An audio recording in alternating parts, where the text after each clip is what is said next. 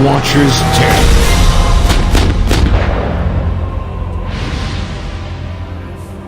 So what is that? And they told me that's the fairy. We've talked to various people about, John in Revelation describing locusts that have wings. And I have pictures of creatures that look exactly like that. And if you look back to John's time during Revelation with his limited use of language, it's very uncanny that that's, to me, what he's describing. And these creatures are here now.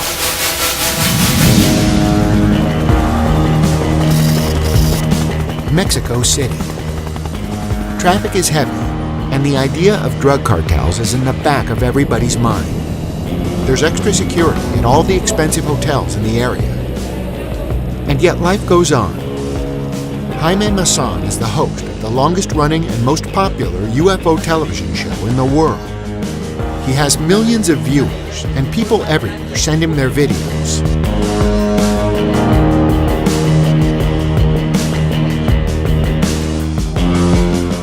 Sometimes that includes physical objects like spheres from space,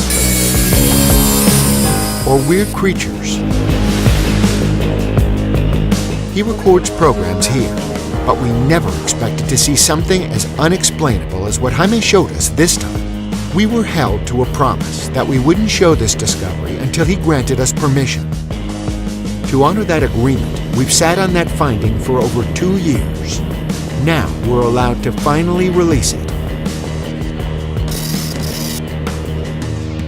Ricardo, these creatures are very, very strange. Yeah. They're anomalous. I don't know really what I'm looking at, but you have done DNA testing on this creature and this creature. Tell us what you found. This DNA sequence was made from 5 different molecular biology laboratories in several parts of the world. And the common results has the DNA is very similar to DNA from humans in 98.5% similitude. It's very strange. The Metepec creature is a hybrid. The other creature that I show you is a hybrid, and that's something very important because I believe they are experiments. What kind of experiments? Why? I don't know. But we have a physical body, and we can analyze that physical body and prove that something, an intelligence is behind these experiments. Do you think the phenomena is good or bad or both? You think it's a little mixture of both, or is it all good or all evil? What do you think? I don't think it's good or evil. I think they have their own interest. I think they are not interfering with us, at least not massive. They are probably taking some people, some analyzing. I think they are doing their own experiments for their own agenda. The legs, the feet. Okay. But this creature have another, is the wings. We have an X-ray of this creature. You have an X-ray of it? Yes, we have an X-ray. What did the X-ray show? And we can see the structure of the bones related with the structure. So this is not a hoax? No. It is not a hoax? Not a hoax. Because an X-ray would show that it was a puppet or a mold? No, it's not a model. And we have a sample of tissues of this creature, and we sent to DNA molecular laboratory. But when the laboratory tried to sequencing this DNA, not found a concordance with DNA from the mammals or other creatures. So both the mitochondrial DNA and the nuclear DNA, no matches at all? No match with any creature related with the mammals. Thank you, Ricardo. Thank you so much for coming on the camera. Appreciate it. Thank you. Ricardo was kind enough to take some DNA samples for us, which were put into a sterile container. These samples would have been tested in the USA at a DNA lab, but they were confiscated by the TSA upon entering America and destroyed. This was after confirming permissions by phone at the airport with Jaime Maussan. Since the TSA confiscated samples given to watchers of the ferry 3 years ago, we were unable to test it until para recently. mandárselos al investigador J. Marzulli para Jaime had Ricardo take new samples. They were flown in from Mexico in 2016 and arrived safely this time. The new samples were tested by 2 DNA labs. However, since the ferry had been immersed in formaldehyde for several years, none of the labs were able to derive any DNA from it. Since there are hoaxes of fairies on the internet that we knew of, we needed to make sure that this creature was real. We needed to see the X-rays. Perhaps that would give us some fresh clues. At a rare dinner in Beverly Hills with Jaime, he told us the whole story of how he got the ferry. Is there any possibility in your mind that it might be a hoax? No.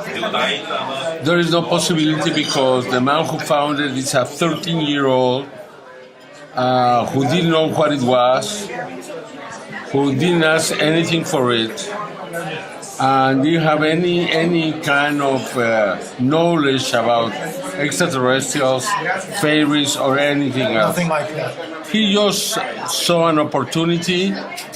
He wanted to know at the beginning what it was, and then afterwards tried to get 1 penny or 2. But nothing more than that. I mean, consider that this young kid would have the knowledge to do something scientific like this, Sophisticated. to create something like this is absolutely impossible. Mm-hmm. I would change my name if he did something else. Right, right. Jaime, where did this 13-year-old boy, where did he find this creature? He found it on the side of the highway. He was traveling from Guadalajara to Mexico. He stopped very near to the exit to Morelia, but on the highway. He was doing his physical necessities on the side of the highway, and he saw it. And he told me that it was clear that was very recently dead. I mean, it didn't have passed more time, a lot of time between that moment and the time of the death of this creature. He thought probably a few minutes before he found it. But I didn't do this to make money or to exploit this because I haven't done it. I know you haven't. Now I want your help. And that's what we're going to do. To do a scientific research. I don't want to tell anybody that this is the real thing or something extraordinary when I don't know. We need the DNA, we need more analysis on this, and if we can do it through you, I'm willing to do it. There were 2 X-rays, a front and profile view. They show a complete skeletal structure. There was a break in the ferry's left leg that looked like it had been repaired at one time. The skull of the creature was detailed. The hands and tiny fingers appeared in the X-ray as Ricardo had described.